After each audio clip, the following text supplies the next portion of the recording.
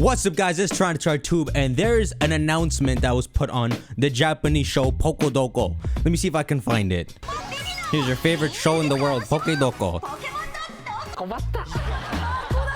This is why I don't watch this show.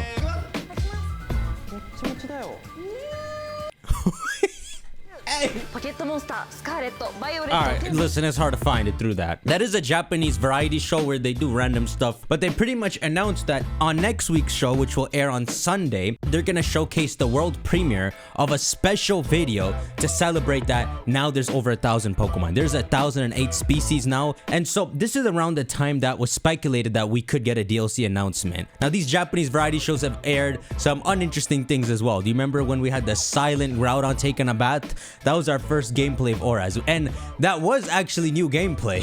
It was just pretty much nothing. Their wording for this, a world premiere to celebrate 1,000 Pokemon, sounds kind of dead, but it still can be something. Maybe it's the announcement. But while we're talking about this DLC, there's been a couple things that leaked from the tournament side of things. Pokemon tournaments are ongoing right now. During the San Diego regional tournament, their manual sprite selector for the team previews showed Pokemon sprites that don't exist in Scarlet and Violet. We have Dracovish. So far, this is the sprite we have for Dracovish. This one is some updated one, and all these other Pokemon, none of which are in Scarlet and Violet. So people think this is a bit of the DLC that is coming into light. Isle of Armor and Crown Tundra all introduced more Pokemon to the game to be used, so that's the idea going around here. So that's the first thing. The second thing is some move names were leaked, and this is gonna lead down a crazy rabbit hole. So there's a site called RK9 Labs, and they handle the actual event and tournament registration for Pokemon. On their site, you can log in and organize for tournaments, but when selecting your Pokemon, check this out. Let me just sign up.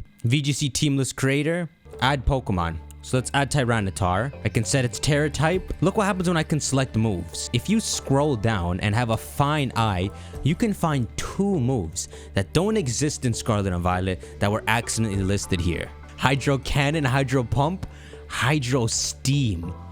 What the frick is Hydro Steam? Think about this for later, okay? There's a second move.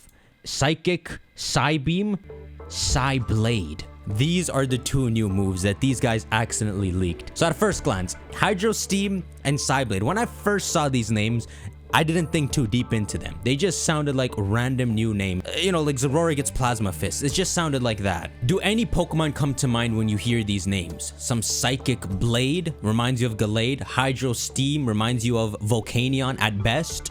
There are 2 Pokemon in particular that these names could remind you of, and you wouldn't think to think these Pokemon. In each Pokemon game, remember when you talk to the book at the end of the game and you get to see more of the pages that he put in his book? The disc Pokemon is one of them, but also this fantastical drawing of a Raikou and Tervercobalion, which blew everyone away. And then the Swords of Justice in the Pokemon Violet game. Fantastical drawings that they imagined after seeing other Area Zero Pokemon, what other species could exist. It's a totally made up Pokemon.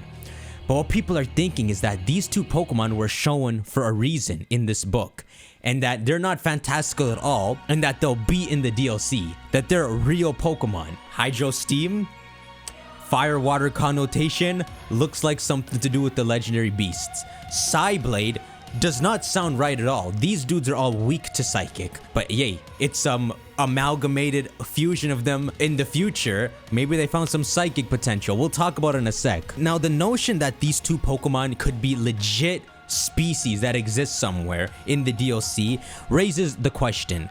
For fun, we talked about a theory in this video about the time machine not being a time machine but a dream machine, and that none of the Pokemon in Heat's book are real, and that Saranturo used the machine to bring it to life, even though they don't know that's what they're doing. They think it's a time machine, which only makes you confused at where they even went in the end of the game if it is a dream machine. Like, the third legendary just stole them. But of course, if it's not a dream machine, then it is a time machine, and in the distant past, this would mean Raikou and Suicune were for some reason fused together, and in the future, that can be explained. They maybe found the fossils of the 3 Swords of Justice and they combined them together. Interestingly enough, both of these, what do you call them, amalgamate Pokemon have an honorary 4th member, Ho-Oh and Keldeo. Y'all in the future didn't think to put Keldeo in? We'll talk about these Pokemon in a second, but let's go back to the moves. So Hydro Steam says water and fire to us, but this Pokemon here is Raikou and Suicune together. What happened to Raikou? What is the implication here? Is this Pokemon a water fire type? And I was thinking, to not leave Raikou out, maybe it would have an ability that would also give it some kind of electrical benefit. Or maybe Hydro Steam has a chance to paralyze or burn the opponent when you use the move. And then let's forget him and talk about the future one. Now, this one is gonna be a bit more weird because with the Raikou one, you know it's gonna have legit looking primal features. But this future one is gonna have some mechanical looking features. Kind of like Hydreigon and Delibird, it's gonna look metal bodied. What's up with this move called Psyblade? All four of you, all right, Keldeo, throw Keldeo away.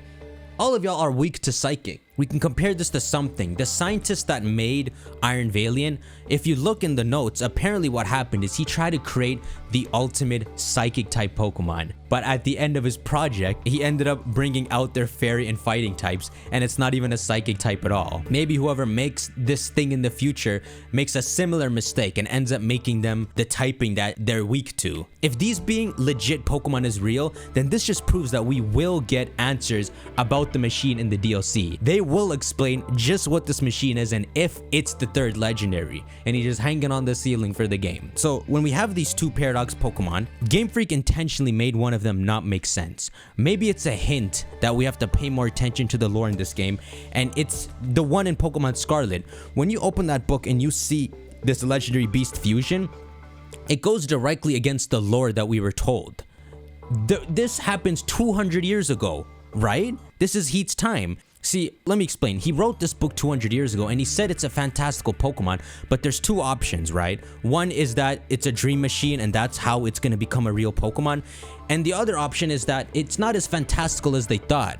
They legit saw the Pokemon. We know you get put into a trance in certain parts of Area Zero, Heath waking up writing equations, speaking to someone. It's not far-fetched to say that they come out of Area Zero and think of all these fantastical concepts and draw them, but in reality they did actually see them. They just don't remember it properly. And that's why these Pokemon only exist in concept here, but might actually be in the DLC. So 200 years ago, Heath comes up with this Raikou fusion, right? Let's go off the actual lore that was told to us in this game, which is that that's not a dream machine and that somehow it's an ancient Pokemon that exists there. That goes against the lore of Pokemon because Raikou and Suicune didn't exist until around 100 years ago when Ho-Oh did the Burn Tower thing. So check this out. The Burn Tower here, 150 years ago, it was struck by lightning, burned up, and was put out by a sudden downpour. And 3 Pokemon died in that fire. That's 150 years ago. Ho-Oh sees them, it grants them life, and it turns them into the legendary beasts. They're described as a nameless Pokemon before then. And they state it was 3 Pokemon that died, not somehow some amalgamated thing that Ho then just gave life to in the form of 3 creatures. 3 Pokemon were turned into that. The 3 things I said, the lightning, the fire, the downpour, that became for somehow transferred into what the Pokemon ended up being, Raikou and Suicune. If Raikou and Suicune did not exist until 150 years ago, and Pokemon knows their lore, and they know we know their lore, they intentionally wrote that he came up with this fantastical Pokemon before Raikou and Suicune even existed. He was born before that incident happened, before Ho even created them, let alone letting him imagine them being fused.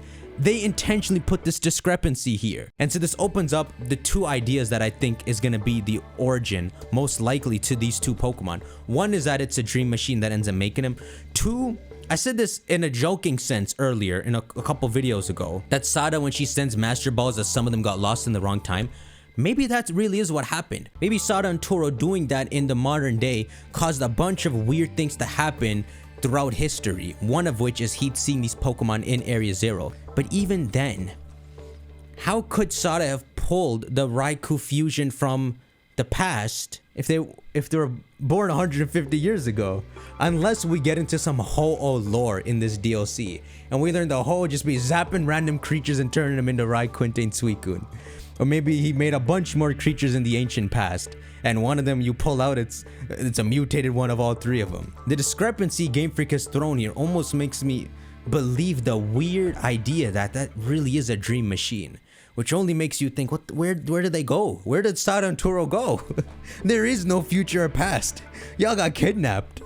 Now they're just in a cage. Keep that on your mind and think about it. Let's talk about their stats. These Pokemon, at minimum, are gonna be the 590 tier. But F that. I'm taking like 630 minimum. These guys are 3 legendaries combined. Let's not make it the average of the 3 Pokemon. Let's give them a bit of a boost. The reason I want them to have their own tier and be even stronger than Iron Valiant and Roaring Moon is because I want them to maybe have their own special abilities. Even if the inspiration for these abilities still relies on the electric terrain and the drought, I want them to have a slightly different ability, like maybe the Entei fusion. I call it something else each time. Maybe in the drought, its water and electric moves still get boosted. Because obviously, if it's a water fire type, which is what the signature move seems to imply, how you gonna benefit off the drought but get your water attacks weakened? So he should have an ability where it makes all 3 get boosted in the sun. And then the other dude, he should get something like when the Quark Drive is up, that